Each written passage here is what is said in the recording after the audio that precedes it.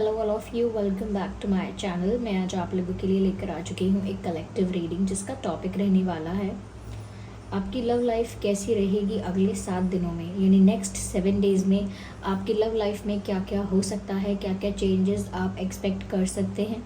ये reading general है, collective है, तो हो सकता है कि आपके सिचुएशन के साथ एक्यूरेटली रेजोनेट करे, हो सकता है ना करे, सिर्फ कुछ परसेंट करे। इसीलिए ओपन माइंडेड होकर सुनिएगा क्योंकि रीडिंग जनरल है, कलेक्टिव है, सभी के लिए मैसेजेस आएंगे। तो ज़बरदस्ती अपने आप को किसी भी मैसेज में फिट इन मत कीजिएगा, जितना आपके साथ रेजोनेट होता है उतना ही एक्सेप्ट कीजिए। रीडिंग सभी ज़ोडिएक साइंस के लिए, हर उम्र के व्यक्ति के लिए है, टाइमलेस है। जब भी आप इस वीडियो तक पहुंचेंगे यह आपके साथ तभी रेजोनेट करेगा, फिर चाहे आप इस वीडियो तक कितने भी समय बाद क्यों ना पहुंचे हो। चलिए ज़्यादा समय व्यर्थ नहीं करते हैं, रीडिंग स्टार्ट करते हैं।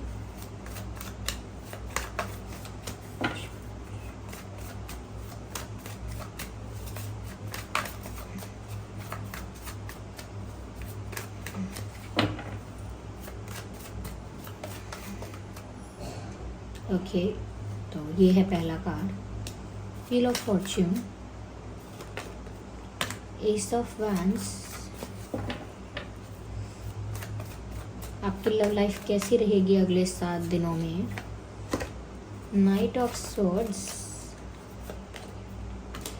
9 ऑफ स्वॉर्ड्स, अगेंस्ट स्वॉर्ड।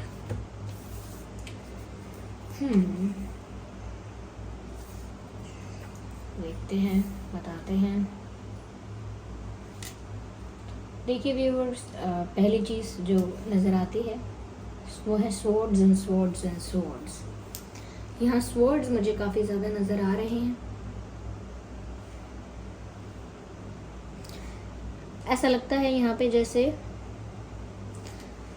आपकी लव लाइफ अगले 7 दिनों में थोड़ी केओटिक, थोड़ी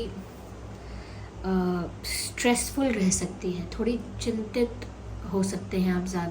ज़्यादा चिंता करना, ज़्यादा परेशान होना, किसी बात को लेकर बहुत ज़्यादा पेन फील करना, किसी बात को लेकर बहुत दुखी होना, बहुत मायूस होना, टेंशन लेना, स्ट्रेस होना, ऐसा मुझे कुछ नज़र आ रहा है। इसी टाइप की सिचुएशन नज़र आ रही है। मुझे ऐसा लगता है कि अगले आने वाले 7 दिनों में हो सकता है कि आप थोड़ा एंग्शियस हो जाएं अपने पर्सन के बिहेवियर को लेकर, या आपकी लाइफ में आपको कोई क्लैरिटी नहीं मिल रही है, ना आपके पर्सन आपको अप्रोच कर रहे हैं अब, यानी कि आपसे कम्युनिकेट करने की कोशिश या आपको कुछ एक्सप्लेन करने की कोशिश नहीं कर रहे हैं, या सॉरी भी नहीं बोल रहे हैं, या उनकी तरफ से कोई जेस्चर आप देख नहीं पा रहे हैं। तो आपको अंदर से ऐसा लग सकता है कि इस इंसान को रियलाइजेशन भी नहीं है, इस इंसान को फ़र्क भी नहीं पड़ता है कि मैं सुखी हूँ कि दुखी हूँ। तो आप थोड़े एंग्शियस हो सकते हैं अगले 7 दिनों में। क्यों? क्योंकि आपको उनकी तरफ से कोई रिस्पॉन्स नहीं मिलेगा। चांसेस है कि अगर उनकी तरफ से कोई एक्टिविटी आप देखते हैं तो वो भी आपको इतनी ज़्यादा अच्छी नहीं लगेगी। तो आपकी ना नींद थोड़ी सी ऐसी हो जाएगी, मतलब मन विचलित होगा और सुकून की नींद नहीं आएगी। आपको बार बार ओवर थिंकिंग कर रहे होंगे, आप बहुत सारी बातों को लेकर, अपने डिसीजंस को लेकर ओवर थिंकिंग करेंगे। हो सकता है पास्ट की बातों को याद करके, कुछ पुराने मोमेंट्स को याद करके आप स्ट्रेस लेंगे, मायूस हो जाएंगे।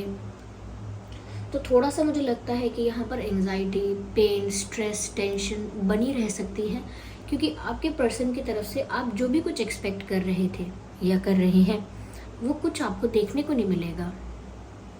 उनकी तरफ से कोई जेस्चर, कोई एक्शन, कोई एक्सप्लेनेशन, कोई क्लैरिफिकेशन, नथिंग। तो उस चीज़ का आपके इमोशंस पर असर होगा। हो सकता है करंटली भी यही सिचुएशन हो आपकी कि आप अभी भी उसी एंजाइटी, उसी पेन में है, क्योंकि आपको उनकी तरफ से कोई जेस्चर, कोई रिस्पॉन्स नहीं मिल रहा है। ऐसा लगता है that you want straightforward explanation, clarification, justification on something। किसी चीज़ पर तो आपको उनसे जवाब चाहिए, किसी चीज़ पर तो आप सच जानना चाहते हैं। आप चाहते हैं कि ऑनेस्टी के साथ आपके साथ सारी बात कन्फेस की जाए, या ऑनेस्टी के साथ क्लैरिफिकेशन आपको दिया जाए, कुछ एक्सप्लेन आपको किया जाए, तो आप ट्रुथ जानना चाहते हैं, you want to know the truth, सच जानना चाहते हैं, और वो भी एक राइट के साथ कि आपको अधिकार है सच जानने का, ऐसा आप सोचेंगे। अगले 7 डेज में आपको ऐसा फील हो सकता है कि ट्रुथ रिवील होना चाहिए, क्योंकि वही फेयर है, मेरे साथ फेयर होना चाहिए, इनजस्टिस नहीं होना चाहिए, अनफेयर नहीं होना चाहिए। मैं डिज़र्व करता हूँ कि मैं जानूँ सच्चाई क्या है, या मैं डिज़र्व करती हूँ कि मैं जान पाऊँ। तो कहीं ना कहीं आप एक क्लैरिफिकेशन चाहते हैं, सच्चाई जानना चाहते हैं, और उनकी तरफ से रिस्पॉन्स चाहते हैं, reaction, response, action, explanation, what ever you expect this from your person. आप एक्सपेक्ट करते हैं कि वो ऐसा कुछ करें, लेकिन अगले 7 दिनों में ऐसा नहीं होने पर आप विचलित भी बहुत हो सकते हैं इमोशनली। ऐसा लगता है कि फिर भी मन विचलित होगा, फिर भी मुझे लगता है कि आप एक स्ट्रेट फॉरवर्ड एनर्जी में रहेंगे, अंदर से दुखी होंगे, लेकिन फिर भी जो एटीट्यूड आप कैरी करके रहेंगे वो फिर भी बहुत स्ट्रेट फॉरवर्ड और बहुत क्लियर कट होगा। ऐसा लगता है व्यूअर्स कि अगले 7 दिनों में कुछ लोगों के लिए मैं कह सकती हूँ कि अचानक से, अनएक्सपेक्टेडली, सडनली इस पर्सन की तरफ से आपको कोई एक एक्शन, कोई एक हिंट या कोई एक चीज़ मिल सकती है, जो कि जितनी ही जल्दी आपकी तरफ आएगी उतनी ही जल्दी लौट भी सकती है।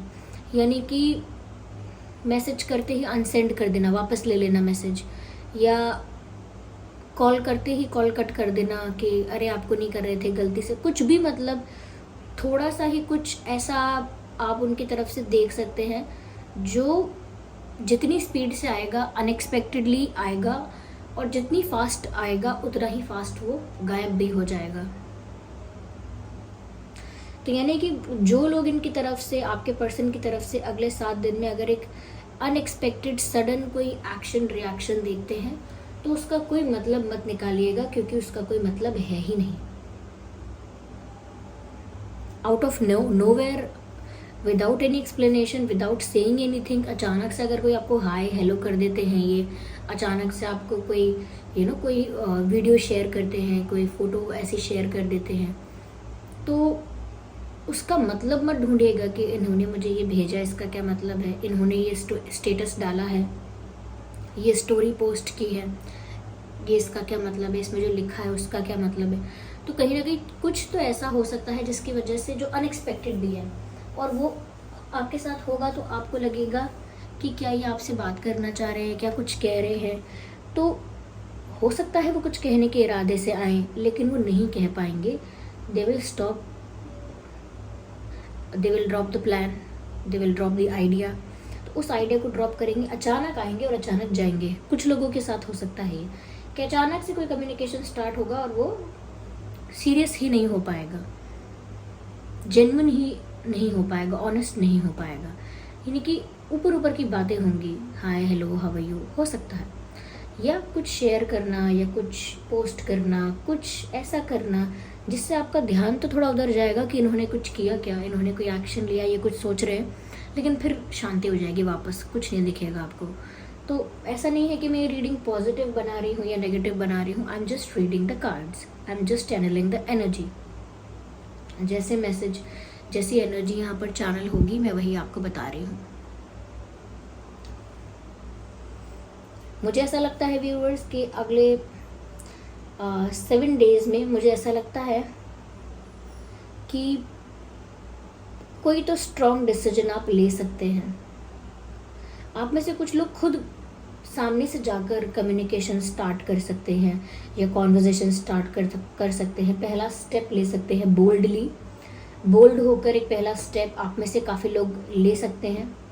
और काफ़ी लोग ऐसे भी होंगे जो कहीं ना कहीं किस्मत पर छोड़ देंगे चीज़ों को, कि जब किस्मत में होगा तभी मुझे मिलेगा, अगर मेरे भाग्य में नहीं है तो मेरे ज़िद करने से या ज़्यादा परेशान होने से नहीं मिलेगा। तो 2 सिचुएशंस बन सकती हैं इस तरह की, कि कुछ लोग तो सोचेंगे अगर वो नहीं ले रहे हैं एक्शन तो क्या हुआ, मुझ में इतना घमंड नहीं है, मैं ले लेता हूँ एक्शन, मैं ट्राई करती हूँ, मैं पूछता हूँ सामने से जाके कि क्या बात है, चुप कैसे हो आप, जवाब दो इस बात का, या कुछ तो बोलो, ऐसे करके। या फिर कुछ लोग ऐसे हो सकते हैं जो सोचेंगे कि जो किस्मत में होना होगा वही होगा, अगर मेरे भाग्य में लिखा है कि ये चीज़ें आगे बढ़ें, कुछ हो इसमें, तो वो होगा।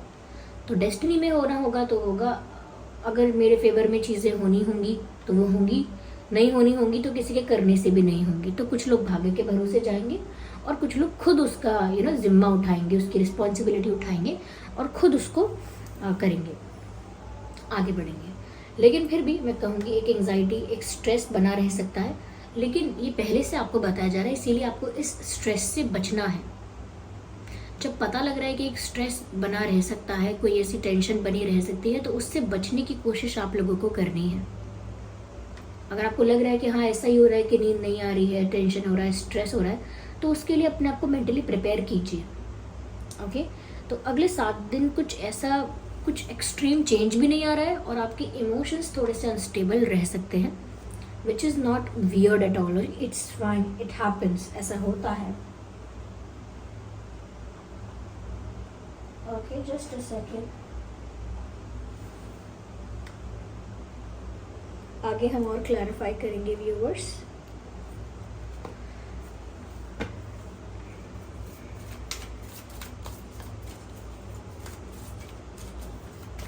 इस दुख में आपको गुस्सा नहीं होना है, यानी अग्रेसिव नहीं होना है।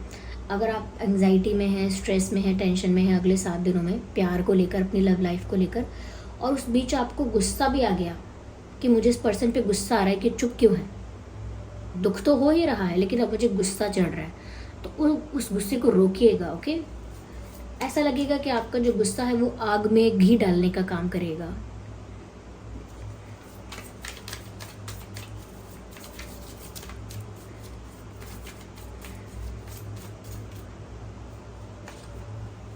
थोड़ा मेच्योरिटी के साथ आपको सिचुएशन को डील करना होगा, क्योंकि इमोशंस जब अनस्टेबल होते हैं तो इंसान स्टूपिड चीज़ें सोचता है, स्टूपिड चीज़ें करता है, लेकिन आपको मेच्योरली सिचुएशन को हैंडल करना होगा।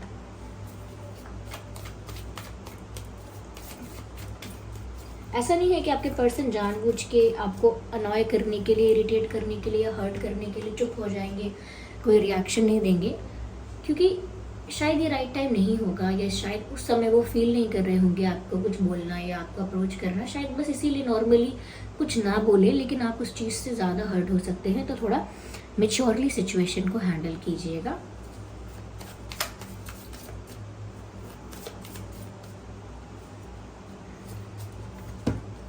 यस, फ्रेंडलीनेस, थोड़ा सा ना जो दोस्ती है इस रिश्ते की, यानी कि जो सबसे पवित्र चीज़ है कि आप कुछ भी होने से पहले एक अच्छे फ्रेंड्स होने चाहिए, आपके बीच अच्छी मित्रता होनी चाहिए, एक दूसरे को समझने की इतनी शक्ति होनी चाहिए। तो जैसे 2 दोस्त आपस में घुल मिल जाते हैं, एक दूसरे को बिना जज किए, एक दूसरे के दर्द को समझ सकते हैं, सिचुएशन को समझ सकते हैं, बिना जज किए, बिना गुस्सा हुए। तो यहाँ पर आपको भी ना थोड़ा सा एक लाइट वे में, जैसे फ्रेंडशिप लाइट होती है, प्यार इंटेंस हो सकता है, लेकिन फ्रेंडशिप बहुत लाइट होती है, बहुत लाइट एनर्जी होती है, रिलैक्सिंग एनर्जी होती है उसमें। तो आप एक फ्रेंडली लाइट वे में, नॉट फ्रेंडली बट लाइट वे में इस सिचुएशन को डील कीजिए। इसे एक्सट्रीम अपने दिमाग में ही मत होने दीजिए, क्योंकि सबसे पहले ये परिस्थिति आपकी बुद्धि में, आपके दिमाग में, आपके चित्त में एक्सट्रीम बनेगी और फिर आपके एक्शन रिएक्शंस में वो एक्सट्रीम दिखेगा। अंदर ही उसे मत जनरेट होने दीजिए, जिससे कि वो बाहर आपके ऑरा में, आपके बिहेवियर में रिफ्लेक्ट ही ना हो सके, दिखे ही ना, क्योंकि वो अंदर ही नहीं है। इसीलिए लाइटर वे में जितना हो सके धीरज, धैर्य, patience, sweetness, politeness and lighter वे में चीज़ों को संभालिए। क्योंकि टेंशन दिख रहा है मुझे, आपके दिमाग पर टेंशन दिख रहा है मुझे अगले आने वाले 7 दिनों में प्यार को लेकर, और कहीं ना कहीं उस चीज़ की धुन लगी हुई है आपको कि मुझे जस्टिस चाहिए, सच क्या है बताओ, मेरे संग धोखा हुआ है। तो उस चीज़ का भी एक गुस्सा है अंदर, और वो और ज़्यादा डेवलप हो सकता है अगर आपके पर्सन एकदम से शांत रहें। तो आपको थोड़ा सा बैलेंस मेंटेन करके रखना है अपनी मेंटल पीस के लिए। ओके, और थोड़ा दूसरे के पर्सपेक्टिव को भी समझना है, जैसे मित्र समझ सकते हैं दूसरे के पर्सपेक्टिव सिचुएशन को। चलिए मान लिया आप जानते होंगे कि वो गलत है या सही है, लेकिन उसमें भी आपको उनको बेनिफिट ऑफ डाउट देना है कि चलो ठीक है, ओके, लेट्स गिव हिम और हर अस सम स्पेस। ओके, कुछ स्पेस देते हैं, let's give him a space और गिव हर अ स्पेस, थोड़ा सा उनको समय देते हैं, देखते हैं कि कुछ समय लेने के बाद ये इंसान क्या प्रतिक्रिया देता है। तो घबराना नहीं है एकदम से, ठीक है। समय चेंज करता है चीज़ों को। इंसान को लगता है कि समय इंतज़ार करके क्या करेंगे, लेकिन समय ही बहुत सारी चीज़ों को फिक्स करता है।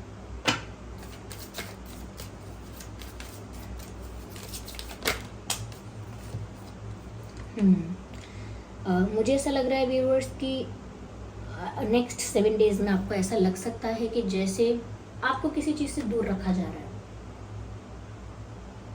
आपको किसी चीज़ की सच्चाई जानने नहीं दी जा रही है, आपको किसी चीज़ के बारे में अवेयर होने नहीं दिया जा रहा है, चीज़ें आपके पीठ पीछे छुपाई गई हैं और अब आपको जानने का हक है, लेकिन फिर भी आपको पता नहीं चलने दिया जा रहा है, या कहीं ना कहीं आपको एक्सप्लेनेशन से, क्लैरिफिकेशन से, जस्टिफिकेशन से भी दूर रखा जा रहा है, जबकि आप डिजर्व करते हो कि कम से कम आपको एक्सप्लेनेशन तो मिले, कम से कम आपको पता तो चले हुआ क्या, कम से कम आपको जवाब तो मिले आपके प्रश्नों के, आपके कन्फ्यूजन के लिए आपको कोई आंसर तो मिले। तो आपको इन चीज़ों से दूर रखा जा रहा है, इस वजह से आप और फ्रस्ट्रेट हो रहे हो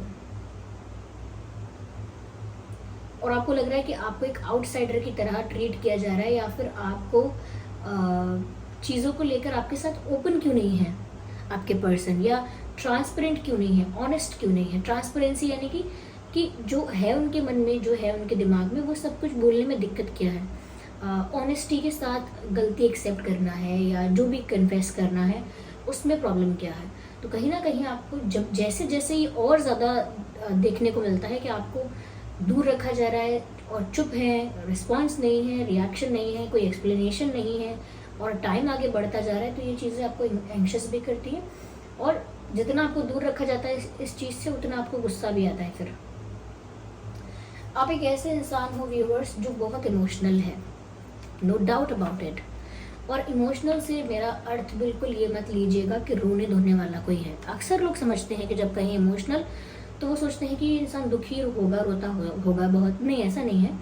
इमोशनल है से मतलब है कि आप व्यूअर्स कहीं ना कहीं बहुत भावुक होते हो, और गुस्सा भी एक तरह का इमोशन है, अग्रेशन भी एक तरह का इमोशन है, जो कि होगा एक्सट्रीम लेवल का, लेकिन वो भी एक इमोशन है।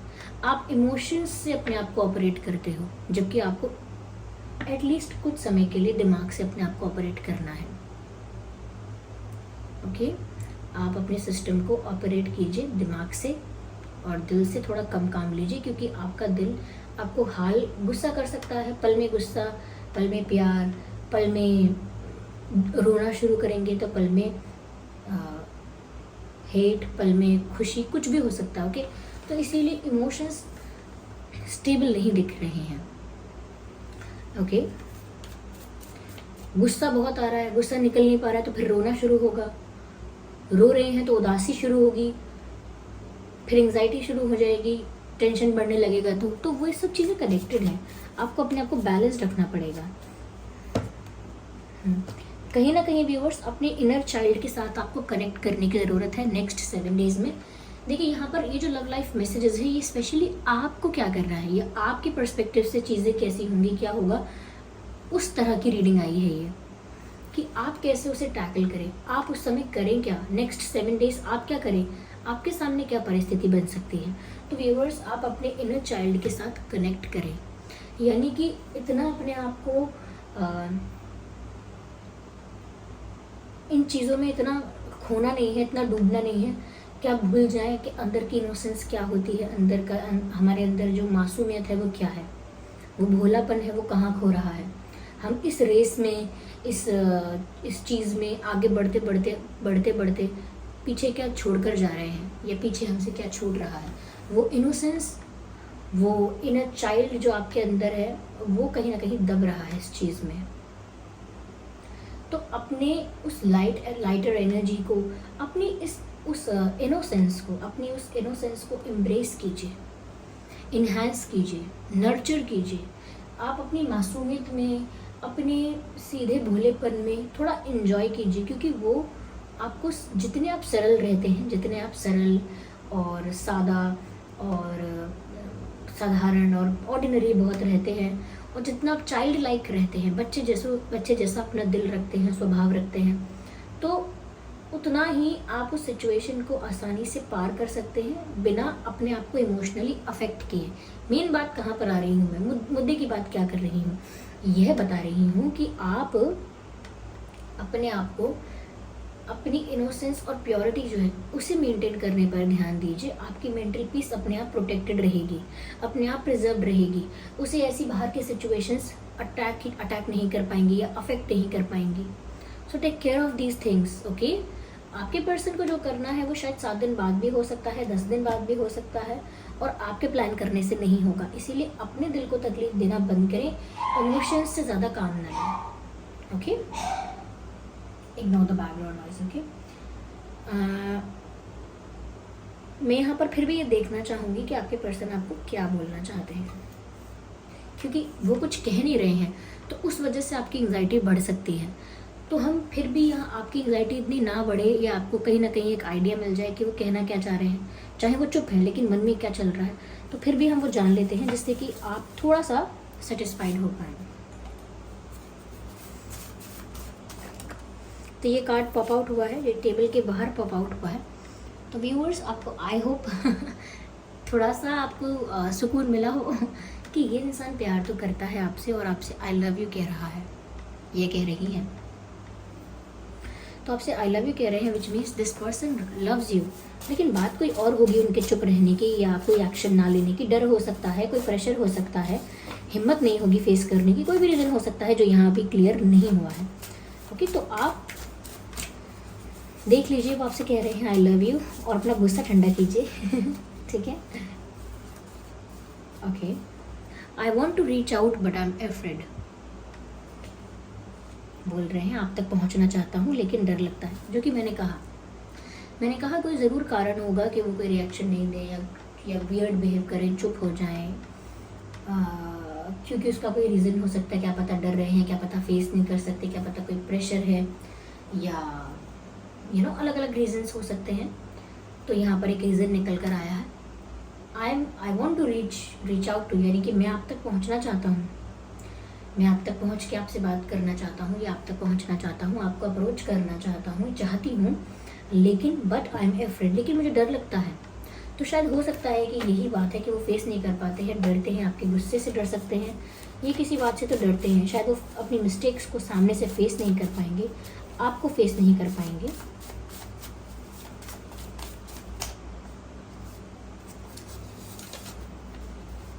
ओह माय गॉड जिस बारे में हम बात कर रहे थे वही, तुमको भी पेशेंस नहीं है तो आपको बोल रहे हैं कि व्यूअर्स, आप भी ना बहुत इम्पेशेंट हो जाते हो कि अभी क्यों नहीं हो रहा है, ये अभी क्यों पता नहीं चलेगा, अभी क्या प्रॉब्लम है। तो कहीं ना कहीं वो आपको बोल रहे हैं कि तुमको भी पेशेंस नहीं है, यानी कि आप भी सब्र नहीं रख रहे हो, आपको भी धीरज होना चाहिए। मुझे भी थोड़ा स्पेस दो, थोड़ा टाइम दो एक्सप्लेन करने का, मुझे कोई प्लान बनाने दो बुद्धि लगाने दो अपनी। तो कहीं ना कहीं साफ दिखता है कि वो जानते हैं कि आप इम्पेशेंट हो रहे हो, ओके।